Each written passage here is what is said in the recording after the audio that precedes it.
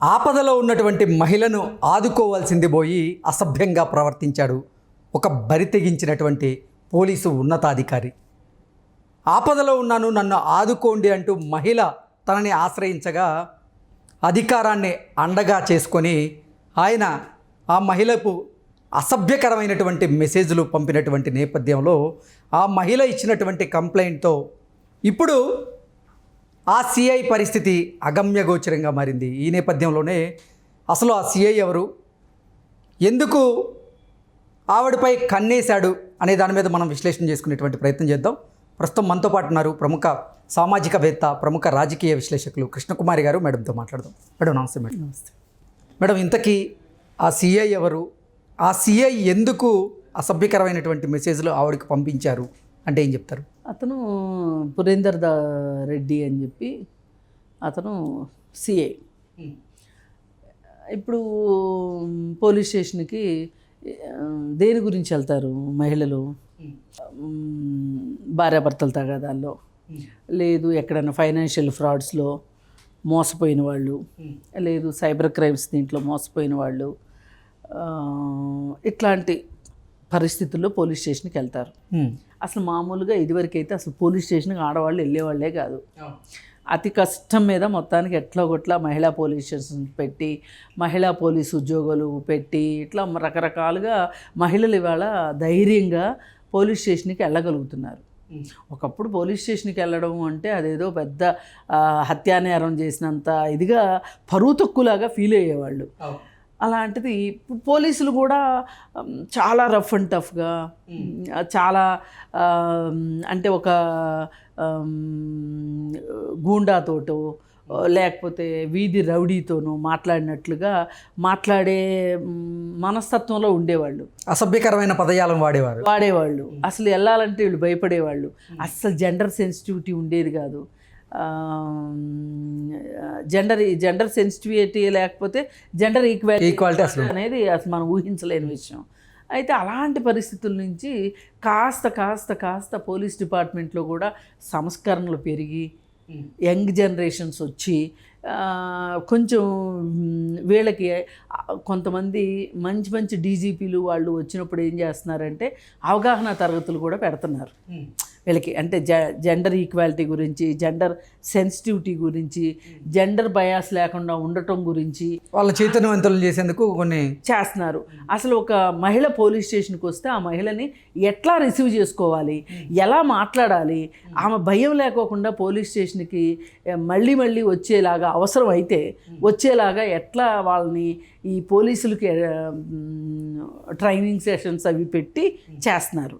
కొంతలో కొంత బెటర్గానే ఉంటుంది. ఈ మహిళ విషయంలో, ఈ మహిళ అంశంలో అసలు ఏం జరిగింది మేడం? అయితే ఏం జరుగుతుందంటే కొంతమందికి పుట్టుకతో వచ్చిన బుద్ధులు పుడకలతో పోవు అనేది ఒక సామెత.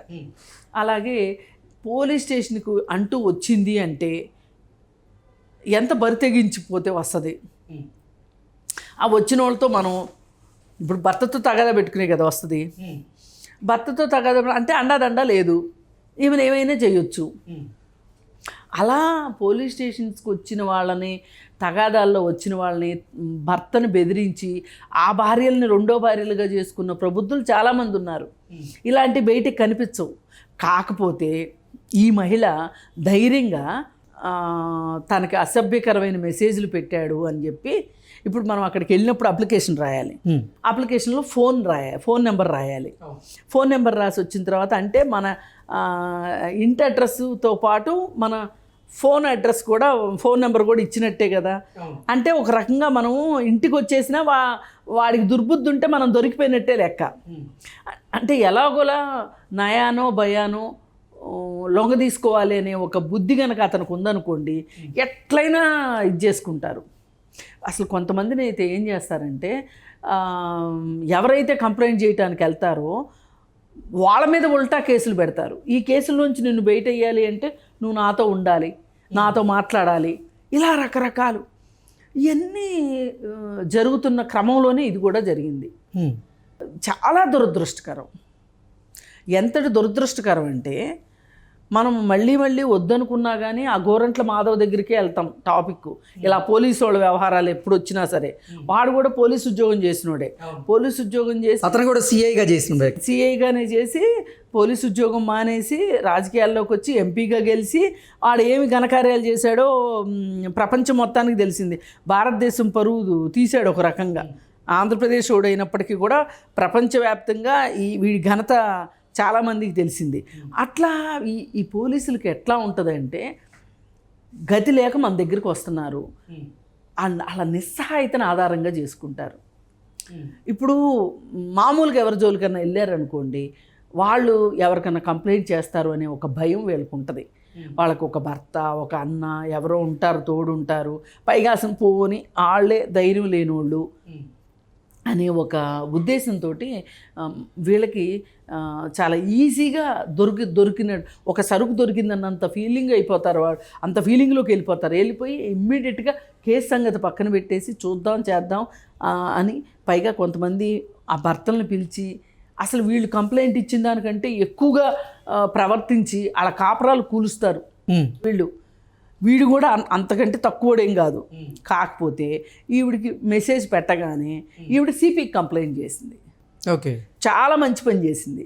లేకపోతే ఇప్పుడు ఈమె లొంగిపోకపోయినా కానీ అమ్మ వీడు ఇలా ఉన్నాడు ఎందుకు వచ్చిందిలే, అసలు వీడి స్టేషన్కి వెళ్ళకుండా ఉంటే పోద్ది అని చెప్పి మానేసే వాళ్ళు ఉంటారు. కొంతమంది విధి లేని పరిస్థితుల్లో లొంగిపోయే వాళ్ళు ఉంటారు. ఇప్పుడు ఈ పురంధర్ రెడ్డి ఆ మహిళకు ఎటువంటి మెసేజ్లు పెట్టాడు, అసలు ఆ మీద ఎందుకు కన్నేసాడు మేడం? ఎందుకు కన్నేసేది ఏముంది? ఇప్పుడు నా దగ్గరికి నిస్సహాయంగా వచ్చింది దొరికింది ఇంతే చాలా అనుకున్నాడు. కానీ ఆ అమ్మాయి వెనకమాల ఒక పెద్ద రెబల్ ఉందనే సంగతి అతనికి అర్థం కాల. ఒక ధైర్యమైన అమ్మాయి అనే సంగతి వాడికి అర్థం కాల. ఆ అంచనా వేయటంలో పప్పులో కాలేసాడు వాడు. పప్పులో కాలేసి ఇట్లా అంటే వీళ్ళు ఆల్రెడీ ఇంతకుముందు కొన్ని చేసి ఉండుంటారు, వాళ్ళ దగ్గర నుంచి ఏ నెగిటివ్ ఎఫెక్టు లేదు. ఈ అమ్మాయి దగ్గర కూడా అదే స్ట్రాటజీ ప్లే చేశాడు వీడు. అంటే అధికారం ఉంది కదా అని చెప్పి అది చేసేసరికి అమ్మాయి అదే డామిట్ కథ అడ్డం తిరిగింది అన్నట్టు అయింది. సిపికి కంప్లైంట్ చేసింది, ఉద్యోగం పోయింది. ఏది ఏమైనప్పటికీ అసలు పోలీసులు అనేవాళ్ళు ఎలా ఉండాలి అంటే, అసలు వీళ్ళు ఇంకెవరన్నా ఏమన్నా చేస్తే చెప్పుకోవడానికి వీళ్ళు ఒక ప్లేస్ కదా. అవును, వీళ్ళు ఇప్పుడు దుఃఖంతోనూ బాధతోనూ వెళ్తారు పోలీస్ స్టేషన్కి. ఎవ్వరు సరదాగా ఎవ్వరు వెళ్ళరు, ఏదో ఒక కష్టం ఉంటేనే వెళ్తారు. అలాంటప్పుడు వాళ్ళని ఓదార్చాలి, వాళ్ళకి ధైర్యాన్ని ఇవ్వాలి, మేము ఉన్నామని భరోసా ఇవ్వగలగాలి. ఇవన్నీ పోలీస్ స్టేషన్స్లో జరగట్లేదనే భరోసా సెంటర్లు, సఖీ సెంటర్లు, అలాగే షీ టీంలు ఇట్లా విడిగా పెట్టేశారు. అసలు కేవలం మహిళా పోలీస్ స్టేషన్సే పెట్టారు. ఆ మహిళా పోలీస్ స్టేషన్లో దాదాపు మ్యాక్సిమం ఎంప్లాయీస్ మహిళలే ఉండేటట్లుగా చూసుకుంటున్నారు. ఎన్ని చేసినా సరే ఏదో ఒక కారణంతో మగ పోలీస్ ఆఫీసర్ ఉన్న పోలీస్ స్టేషన్కి వెళ్ళడము, ఆ వెళ్ళినప్పుడు వాళ్ళ వక్ర బుద్ధిని వాళ్ళు చూపించటం ఇలాంటివి మనకి సర్వసాధారణంగా కనిపిస్తూనే ఉన్నాయి. అప్పుడప్పుడు వెర్రితలలు వేసి ఇప్పుడు వీడికి ఉద్యోగం పోయింది కదా, సస్పెండ్ చేశారు. ఇది ప్రసార మాధ్యమాల్లో ఎక్కువ రావాలి. వస్తే ఎవడన్నా ఇట్లా చెయ్యాలి అనుకుంటే భయపడేటట్లు ఉండాలి. మీకు గుర్తుండే ఉంటుంది, ఒక పోలీస్ ఆఫీసరు హైదరాబాద్ నుంచి ఒక అమ్మాయిని, ఒక బ్యూటీషియన్ని పిలిపించుకున్నాడు. ఎక్కడికి, సిద్దిపేట ఎక్కడికో పిలిపించుకుంటే ఆ అమ్మాయి ఎందుకో తెలీదు లొకేషన్ షేర్ చేసింది. ఆ లొకేషన్ కానీ షేర్ చేయకపోతే వాడికి ఉన్న అధికారానికి అసలు ఆ అమ్మాయి చచ్చిపోయినా కానీ ఏమీ ఇదయ్యేది కాదు. అప్పుడు వీడు చచ్చినట్టు వాడు సూసైడ్ చేసుకుని చచ్చాడు. అంత ఎందుకండి? ఒక పోలీసు ఉద్యోగం రావడం అంటే అంత మామూలు పని అయితే కాదు, చాలా కష్టపడాలి. అంత కష్టపడి తెచ్చుకున్న ఉద్యోగాన్ని ఇట్లా దుర్వినియోగం చేసుకొని ఇలా అబాస్పాలు అవ్వడం ఎంతవరకు కరెక్టు? అసలు పోలీసులు అంటే చాలు వీళ్ళు ఒక లైసెన్స్డ్ గుండాలు అనిపించేలాగా వీళ్ళు ప్రవర్తిస్తున్నారు అంటే నాకేమనిపిస్తుంది అంటే, చాలాసార్లు వీళ్ళకి పోలీసులు ట్రైనింగ్ ఇస్తూ ఉంటారు కదా, చాలా టెస్టులు పెడతా ఉంటారు కదా, అసలు వీళ్ళ మానసిక స్థాయి ఎలా ఉంది అనేది ఒక ఆస్పెక్ట్గా ఉండాలి. ఉంటేనే అసలు వీళ్ళు ఏంటి, వీళ్ళ మనస్తత్వం ఏంటి అనేది ఒక అసెస్మెంట్ ఉండి దాని ప్రకారం అది కూడా పాస్ అవ్వాలి అనేది పెడితే కానీ, అంటే ఒక రకంగా ఒకడికి అధికారం ఇచ్చేస్తున్నాం మనం. అర్హత లేని వాడికి అధికారం ఇచ్చినట్టే కదా ఇప్పుడు. ఎదవులకు పదవులు ఏదో సామెత ఉంటుంది, అట్లా వీళ్ళకి ఇచ్చేసేస్తే ఏంటి పని ఏంటి, పరిస్థితి ఏంటి, మహిళల పరిస్థితి ఏంటి? అందుకని కొంతమంది అమాయకులు, కొంతమంది ఈ రాజకీయ నాయకులు, తెలిసిన వాళ్ళు అంటే హంగు ఆర్భాటం లేని వాళ్ళు, డబ్బు లేని వాళ్ళు, అమాయకులు పోలీస్ స్టేషన్కి వెళ్తే కూడా మగవాళ్ళకు కూడా చాలా అన్యాయం జరుగుతుంటుంది ఒక్కోసారి పోలీస్ స్టేషన్లో. అసలు కొన్ని పోలీస్ స్టేషన్స్లో అయితే చెప్పకూడదు, స్టేషనరీ కోసం డబ్బులు తీసుకుంటారు. ఇప్పుడు మనం ఒక పిటిషన్ రాయటానికి ఒక పేపరు ఉండాలి, అక్కడ పేపరు పెన్ను ఉండాలి. పేపర్లు అయిపోయి స్టేషనరీ అయిపోయింది, స్టేషనరీ తీసుకురండి అంటారు. అంటే ఒక పేపర్ 2 పేపర్లు కొనుక్కురమ్మని చెప్పరు, బండిల్ తీసుకురమ్మంటారు. వాళ్ళకి స్టేషనరీకి డబ్బులు వస్తుంది ప్రతి నెల, ఆ స్టేషనరీ డబ్బులు వాళ్ళు వేసుకుంటారు. ఇలా ఒక అవినీతి, డబ్బు పరంగా అవినీతి కావచ్చు, ఇలా కామపిచాచులు కావచ్చు, ఇట్లా వీళ్ళ వల్ల డిపార్ట్మెంట్ పరువు పోతుంది. అందుకని ఖచ్చితంగా ఈ విధంగా వాళ్ళని ఇతన్ని మట్టుకు శిక్షించాల్సిందే. ఇప్పుడు వీళ్ళు ఏం చేస్తారు, 4 రోజులు సిపి ఆఫీస్కి అటాచ్ అను, లేకపోతే సస్పెండ్ అను అంటారు. ఒక 3 నెలలు 4 నెలలు పోయిన తర్వాత అందరూ ఈ విషయం మర్చిపోయిన తర్వాత ఆడికి మళ్ళీ వేరే చోట ఇంకెక్కడో ఉద్యోగం ఇస్తారు. పోలీస్ డిపార్ట్మెంట్లో కూడా చాలా మార్పులు రావాలి. ఏంటంటే డిపార్ట్మెంటల్ ఎంక్వైరీ అంటారు. ఆ డిపార్ట్మెంటల్ ఎంక్వైరీలో ఇప్పుడు మన ఇంట్లోనే మన అమ్మా నాన్నే మన పిల్లల్ని శిక్షించే పరిస్థితి ఉందనుకోండి, మన పిల్లల్ని మనం శిక్షించుకుంటామా? శిక్షించుకోం కదా. అట్లాగే పోలీస్ డిపార్ట్మెంట్లో కూడా అదే వాళ్ళ ధైర్యం. కొన్ని రూల్స్ రెగ్యులేషన్స్ మారాలి. అలాగే ఒక సహానుభూతిని చూపించాలి. ఒక మహిళ కావచ్చు, పురుషుడు కావచ్చు. కానీ మహిళ అనేసరికి ఏంటంటే ఈమెని ఈ విధంగా సెక్సువల్గా ఆమెని లొంగ తీసుకోవచ్చు అనే ఒక రకంగా దోపిడీ అని చెప్పొచ్చు. ఒక్క నిమిషం వాళ్ళు ఆలోచించాలి. ఎవరో పోలీస్ ఆఫీసర్ దగ్గరికి మన ఇంట్లో మన భార్య కావచ్చు, ఏదైనా కర్మగాలి మన చెల్లి కావచ్చు వెళ్తే, మన చుట్టాలు ఎవరన్నా వెళ్తే అక్కడ పోలీస్ ఆఫీసరు ఇలా బిహేవ్ చేస్తే నేనైతే ఎంత ఉడికిపోతాను అని.